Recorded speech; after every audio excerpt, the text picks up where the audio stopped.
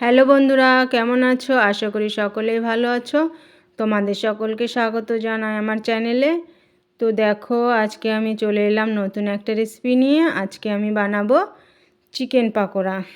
তো চলো দেখি নিয়ে যাক চিকেন পাকোড়াটা আমি কিভাবে বানাই। এখানে নিয়ে নিয়েছি আমি 500 গ্রাম চিকেন। চিকেনটাকে আমি ছোট ছোট করে কেটে নিয়েছি। এখন ভালো করে ধুয়ে পরিষ্কার করে নেব। তো চিকেনটা আমার ধোয়া হয়ে গেছে। এখন আমি চিকেন পাকোড়ার জন্য পেঁয়াজ, রসুনের আদার আর খোসা ছাড়িয়ে নেব। এই কনকনে শীতে যদি বন্ধুরা সকালে কিংবা বিকেলে চায়ের সঙ্গেই চিকেন পাকোড়াটা হয় তাহলে তো খুবই ভালো হয়। তো দেখো, আমি আদা, পেঁয়াজ, রসুনের খোসা ছাড়িয়ে এগুলোকে আমি বেটে নেব। বন্ধুরা, ভিডিওটা স্কিপ না করে পুরো ভিডিওটা দেখার অনুরোধ রইল।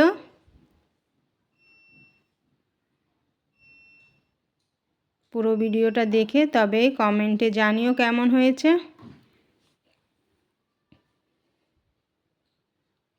তো দেখো, এখানে আমি চিকেনটাকে ম্যারিনেট করে নেব। সেই জন্য এখানে আমি স্বাদ মতো লবণ দিয়েছি লঙ্কা গুঁড়ো, দিয়ে দিলাম পেঁয়াজ বাটা, আদা বাটা, আর দিয়ে দেব রসুন বাটা। এখানে একটা পাতিলেবুর রস দিয়ে দেব। সব কিছু দিয়ে আমি ভালো করে চিকেনটাকে মাখিয়ে নেব। তো দেখো, আমি চিকেনটাকে ভালো করে মাখিয়ে নিচ্ছি। চিকেনটাকে মাখিয়ে আমি 30 মিনিটের জন্য এটাকে রেস্টে রেখে দেব। তো 30 মিনিট পরে আমি ফিরে এলাম। এখন আমি দুটো ডিম ফাটিয়ে চিকেনের মধ্যে দিয়ে দেব। দিয়ে ভালো করে চিকেনটাকে আমি ম্যারিনেট করে নেব। তো দেখো, চিকেনটার সঙ্গে আমি ডিমটা ভালো করে মাখিয়ে নিয়েছি। এখন দিয়ে দেব আমি চালের গুঁড়ি, দিয়ে দিলাম হলুদ গুঁড়ো, জিরে গুঁড়ো, ধনে গুঁড়ো, আর দিয়ে দিলাম গরম মশলা গুঁড়ো। সব কিছু দিয়ে আবারও আমি চিকেনটাকে ভালো করে ম্যারিনেট করে নেব। বন্ধুরা, এখানে আমি চালের গুঁড়ো এই জন্য ব্যবহার করেছি যেন পাকোড়াগুলো আরও মুচমুচে হবে। আপনারা চাইলে কর্নফ্লাওয়ার দিয়েও বানাতে পারেন।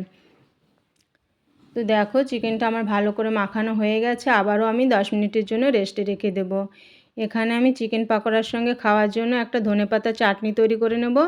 সেই জন্য আমি নিয়ে নিয়েছি কিছু ধনেপাতা, টমেটো, পেঁয়াজ, আদা, রসুন, আর দিয়ে দেব একটু লেবুর রস,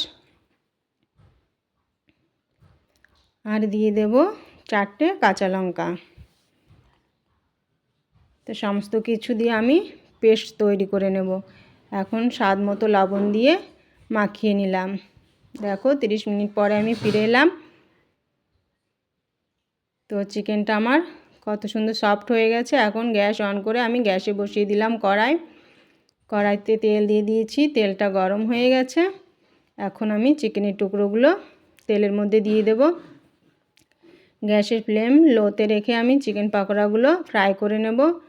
গ্যাসের ফ্লেম হাইতে রাখলে কি হবে, চিকেন পাকোড়াগুলো বাইরে থেকে তো কালার এসে যাবে, কিন্তু ভেতরে চিকেনটা সিদ্ধ হবে না। তো দেখো, গ্যাসের ফ্লেম লোতে রেখে আমি চিকেন পাকোড়াগুলো সব ফ্রাই করে নিচ্ছি। এপাশ ওপাশ উল্টে আমি ভালো করে নাড়িয়ে চাড়িয়ে পাকোড়াগুলো ফ্রাই করে নেব।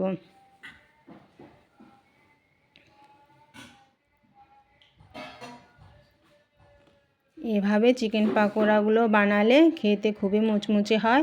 তো দেখো, চিকেন পাকোড়াগুলো ফ্রাই হয়ে গেছে। এখন আমি একটা প্লেটে নামিয়ে নেব।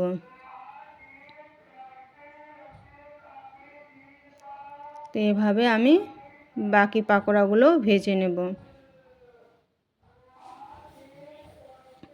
তো দেখো, বাকি পাকোড়াগুলো ভাজা হয়ে গেছে। রেসিপিটা কেমন হয়েছে কমেন্টে অবশ্যই জানিও। ভালো লাগলে লাইক, শেয়ার, কমেন্ট করো। আর চ্যানেলে নতুন হলে প্লিজ চ্যানেলটিকে সাবস্ক্রাইব করে দিও।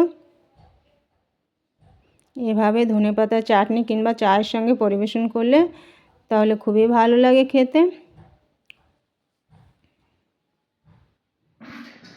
তো তোমাদের একটা পাকোড়া আমি ভেঙে দেখাচ্ছি ভেতরটা কতটা চিকেনটা সিদ্ধ হয়ে গেছে।